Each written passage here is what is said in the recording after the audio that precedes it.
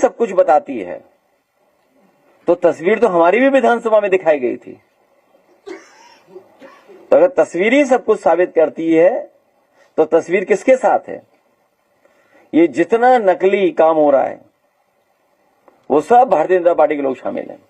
उत्तर प्रदेश में जहां जहां गलत काम हो रहा है सब भारतीय जनता पार्टी के लोग शामिल हैं। और अभी अभी सुनने में आया है कानपुर में जो किडनी वाला मामला निकला है इसमें सब भारतीय जनता पार्टी के लोग शामिल हैं। सब भारतीय जनता पार्टी के लोग शामिल हैं। सोचिए, स्वास्थ्य मंत्री को होश ही नहीं है, उन्हें हमारी रैली फ्लॉप दिखाई दे रही है। बताओ, जिस विभाग के वो मंत्री हैं उसी विभाग के एक डॉक्टर से कम अपनी आईसाइट तो चेक करा लेते हैं।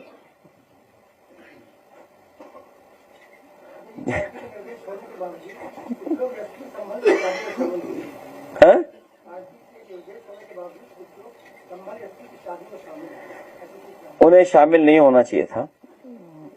ये हम लोग आपस में बातचीत कर करके उन्हें समझाएंगे। सर, एमएसपी पे सरकार ने अनाउंस किया है कि मसूर जो है 7,000 में खरीदेंगे, जबकि बाजार में मसूर 9,000 में बिक रहा है। सरसों की भी इसी तरह एमएसपी का ऐलान हुआ है। इसी तरीके से चना और गेहूं पे भी ऐलान हुआ है, लेकिन किसान कह रहे हैं बाजार में हम इससे ज्यादा रेट पर बेच के आ रहे हैं। भारतीय जनता पार्टी से कोई उम्मीद करना, और खासकर किसान उम्मीद नहीं कर सकता उनसे, और उस पार्टी से जिस पार्टी ने ये कहा हो कि हम आय दोगुनी कर देंगे। इस महंगाई में जब लागत बढ़ती जा रही है, डीजल, पेट्रोल, कीटनाशक दवाई, बीज, खाद, अन्य चीजों की लगातार कीमत बढ़ती जा रही है, तब इन्हें आय दोगुनी के लिए कितना एमएसपी तय करना चाहिए।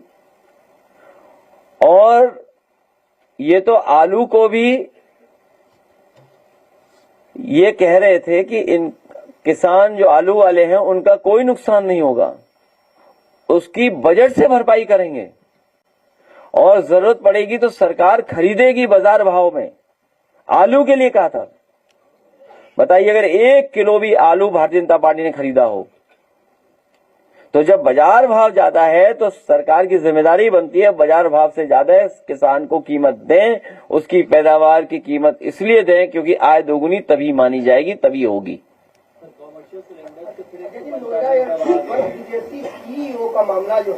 गैस कहाँ है? एलपीजी का नया फुल फॉर्म लापता गैस।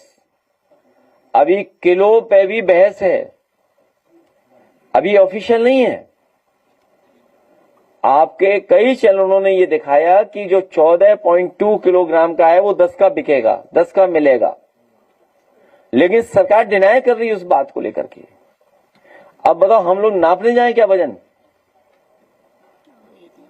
सर, एक आईएएस अधिकारी है रिंकू सिंह राही, जिसने रिजाइन करा है और साथ में कहा है कि एक पैरेलल सिस्टम गवर्नमेंट का चल रहा है जो कि ऑनेस्ट ऑफिसर्स को काम नहीं करने देगा। उन्होंने ठीक ही कहा है, और भ्रष्टाचार चरम सीमा पर है, चरम सीमा पे सरकार में। कोई कल्पना नहीं कर सकता था कि इतना भ्रष्टाचार बढ़ जाएगा। इसी वजह से बहुत सारे जो अधिकारी उनकी मनमानी करते थे, अधिकारी सरकार के इशारे पे काम करते थे, वो भी दुखी बैठे हुए हैं। वो भी सरकार को हटाने में और पीडीए की सरकार बनाने में पूरा योगदान करने जा रहे हैं।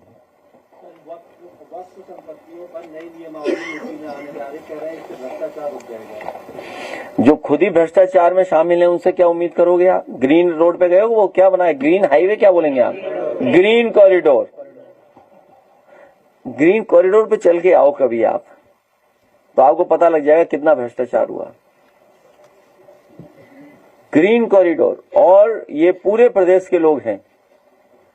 भारतीय जनता पार्टी के लोगों से कहो कि पानी की टंकी के नीचे खड़े हो जाएं और प्रेस करें, और जो वहां कर्मचारी हो उससे कहो कि पानी भर दे पानी की टंकी में।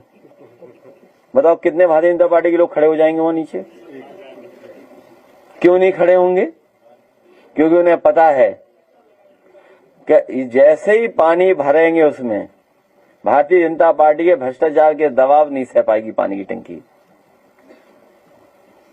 दादरी में आपकी जनसभा देखने को मिली, अब अगली जनसभा आप कहाँ पर करने वाले हैं और मथुरा में कब जाएंगे? पिछली बार भी यही सवाल था, इस बार भी यही है। मथुरा पिछली बार ये बताओ कितनी बार है मथुरा? नहीं, मथुरा में क्योंकि लगातार लोग मुझसे पूछ रहे हैं। अभी पिछले वीक के दिन गई थी, जब परसे वाले बाबा की हत्या हुई थी, तो मैंने गांव में कवर किया था। वहाँ पे लोग कह रहे थे कि समाजवादी पार्टी के राष्ट्रीय अध्यक्ष अगर वहाँ आते हैं तो हमें कुछ और देखने को मिलेगा। हमारी पूरी सहानुभूति उन लोगों के साथ है। हाँ, इस तरह की हत्या, इस तरह के काम नहीं होने चाहिए। और जहां तक रैली का सवाल है, हम लोग अपनी वोटर लिस्ट ठीक करके अगली तारीख बहुत जल्दी दे देंगे।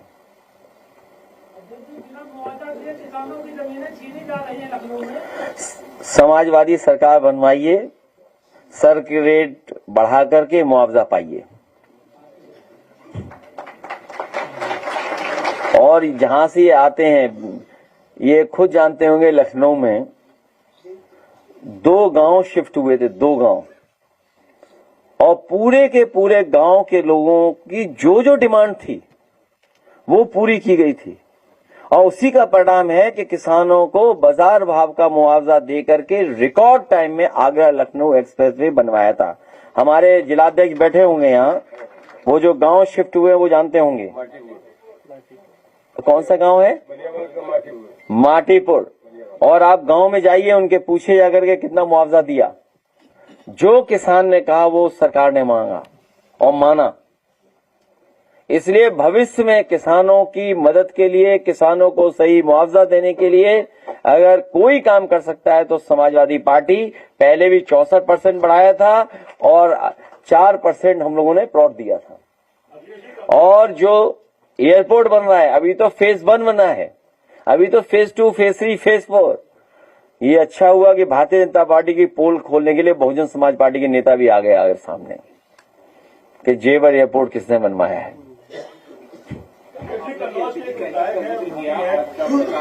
लंबी सकती है तो गवर्नमेंट को क्या गवर्नमेंट बाबा कह और लंबी चलेगी तो किस तरह से जाएगा? हम सरकार को कुछ नहीं बताना चाहते हैं, हम लोग खुद सरकार में आना चाहते हैं।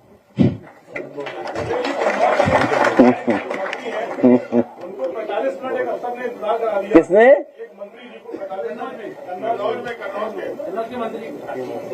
सोशल मीडिया पे लगातार सरकार के खिलाफ भी लिख रहे हैं। कौन लिख रहा है? एक कचौड़ी एक समोसा। हमें बीजेपी वालों पे नहीं भरोसा।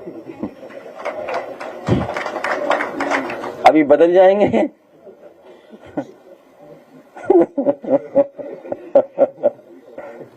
एक कचौड़ी एक समोसा। महिलाएं अपने जेवर गिरवी रख के गैस खरीद रही हैं और रो रही, सोशल मीडिया पे वीडियो वायरल हो रहा है। इसका क्या कहेंगे? मैं चाहूंगा कि सरकार को हटाएं सब लोग मिल करके। सर, सेंट्रल गवर्नमेंट एक FCRA अमेंडमेंट बिल ला रही है, जिसको विपक्षी दल कह रहे हैं कि ये RSS को फंडिंग दिलाने के लिए बिल लाया जा रहा है। इस पर आपके क्या व्यू है? मुझे सुनने में आया कि मथुरा वृंदावन में ट्रस्ट की जमीन हजारों एकड़ कब्जा कर ली बीजेपी वालों ने। गौशाला की जमीनें कब्जा कर ली ट्रस्ट की। और जितने चंदा वाले स्थान हैं, चंदा वाले स्थान, उन सब पे खुद बैठना चाहते हैं जिससे चंदा उन्हें सीधा मिले। कई केयर फंड, कई ऐसे डोनेशंस वो क्यों स्वीकार किए गए थे? ये भारतीय जनता पार्टी जानबूझ करके जनता को परेशान करने के लिए इस तरह के फैसले समय समय पर भारतीय जनता पार्टी लेती है।